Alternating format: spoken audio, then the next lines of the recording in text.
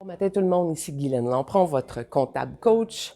Vous vous demandez, c'est quoi ça le registre kilométrique? Qu'est-ce que c'est? Vous en avez entendu parler, mais vous ne l'avez pas appliqué, vous l'avez évité ce sujet-là parce que ça semblait compliqué. Ben moi aujourd'hui, j'ai le goût de vous rendre ça simple. Premièrement parce que je sais que c'est une obligation que vous avez. Vous avez sûrement entendu parler chez votre comptable à la fin de l'année, c'est quoi l'utilisation de ta voiture à des fins d'affaires et ainsi de suite. Puis là, vous avez eu des questions, puis vous avez fait comme Oh my God, je me suis pas occupé de ça cette année. Moi, aujourd'hui, je vous parle du registre kilométrique parce que je sais que c'est un point très important et le gouvernement du Québec ainsi que du Canada et les autres provinces du Canada ont mis en place cette réglementation-là. C'est une obligation d'avoir un registre ou un logbook, si vous préférez. Et pourquoi ils ont mis ça en place? C'est parce qu'il y a eu de l'abus, bien évidemment. Les gens réclamaient à tout vent les carburants, l'entretien-réparation, même si ça ne leur appartenait pas. Mais ce que je dois vous dire, c'est que maintenant, c'est vérifié. Alors, c'est un endroit où les gouvernements vont récupérer beaucoup d'argent, hein, parce que si vous êtes vérifié que vous n'avez pas ce fameux registre kilométrique-là, il se pourrait que vos dépenses soient refusées. Bon, maintenant, comment faire pour que ça soit admissible? Votre registre kilométrique devrait contenir la date, la destination, le but du voyage, le nombre de kilomètres parcourus.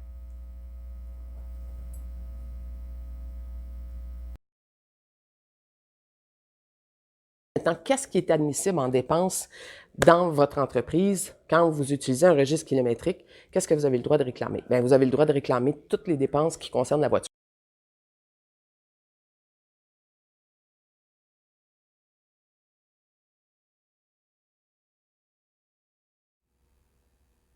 Les dépenses admissibles sont le permis de conduire, l'immatriculation, le carburant, l'entretien et réparation du véhicule, l'intérêt payé sur le prêt ou les coûts de location sur la voiture, dépréciation ou l'amortissement sur l'usage du véhicule, et bien sûr, les assurances.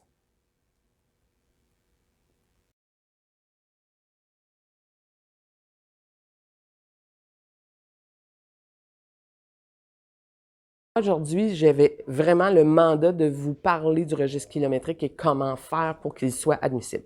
Maintenant, il y en a qui vont me dire, ben, je demande à mon comptable à la fin de l'année, il me met 25%, c'est réglé, je me fais pas achaler.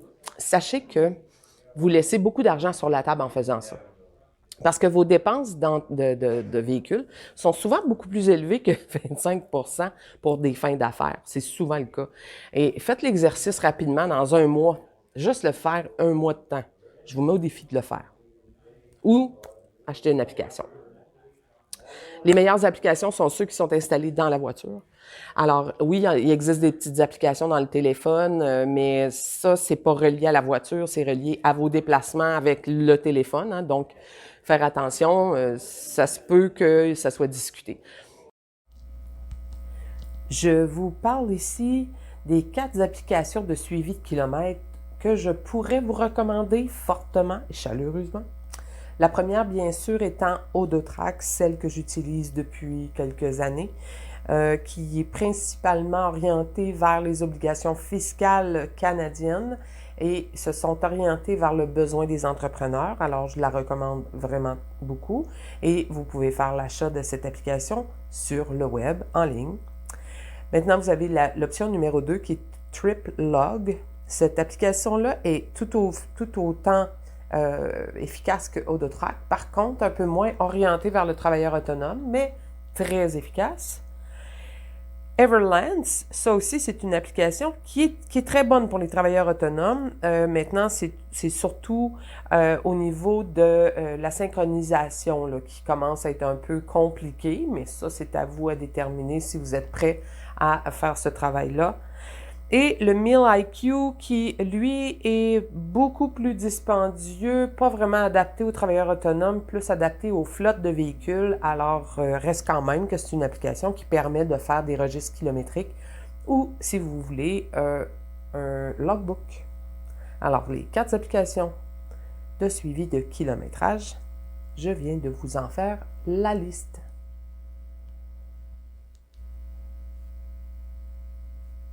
Étant dit, faites l'expérience pendant un mois de tenir un registre. Après ce mois-là, vous allez voir que votre pourcentage n'est pas 25 et souvent 60, 75 et même des fois, j'ai vu jusqu'à 90 Passé 90 vous comprenez que c'est maintenant 100 de la dépense de votre véhicule qui devient admissible à des fins d'affaires. Alors, c'est important de le faire, votre registre kilométrique. C'est un cadeau que vous vous faites en même temps parce que vous allez payer moins d'impôts à la fin de l'année en réclamant la juste valeur. Hein? Donc, vous payez moins d'impôts, vous êtes plus content et tout le monde en bénéficie parce que au bout de la ligne, votre comptable, lui, va être assuré de savoir « Ah, il a tenu un bon registre kilométrique et je peux réclamer la portion qu'il me dit de réclamer. » Après, quand tout ça est réglé, vous avez la tranquillité d'esprit et vous pouvez vous dire une chose, j'ai fait ma job. Ici Guylaine Lampron, votre comptable coach, en direct de chez son concessionnaire automobile. Bonne journée!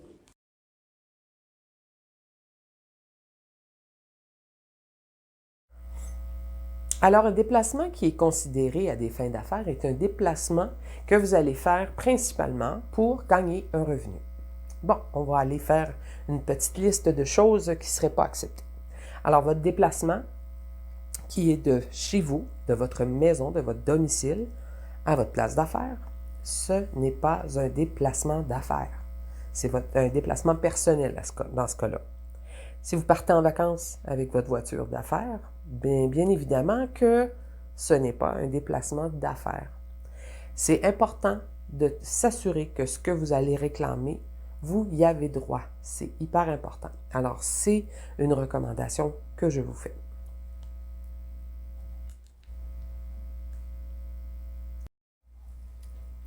Alors, un autre merveilleux truc que je pourrais vous donner, c'est d'utiliser toujours soit la même carte de crédit ou le même compte de banque dans lequel vous allez payer pour vos frais d'entreprise.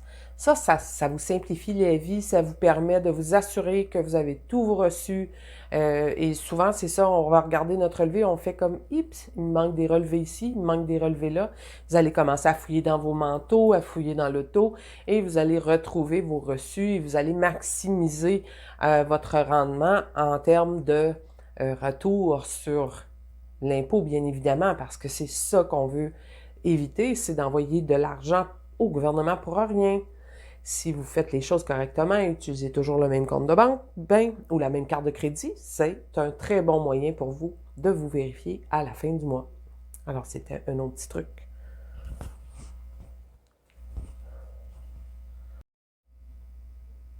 Alors, allez voir le lien où on vous a mis le e-book Démystifier le registre kilométrique. À l'intérieur de celui-ci, vous allez avoir le détail de cette formation ainsi que les 4 applications et accompagné de ça, un registre kilométrique à imprimer. Alors, ça peut vous être utile. C'était Guylaine Lampron, votre comptable coach.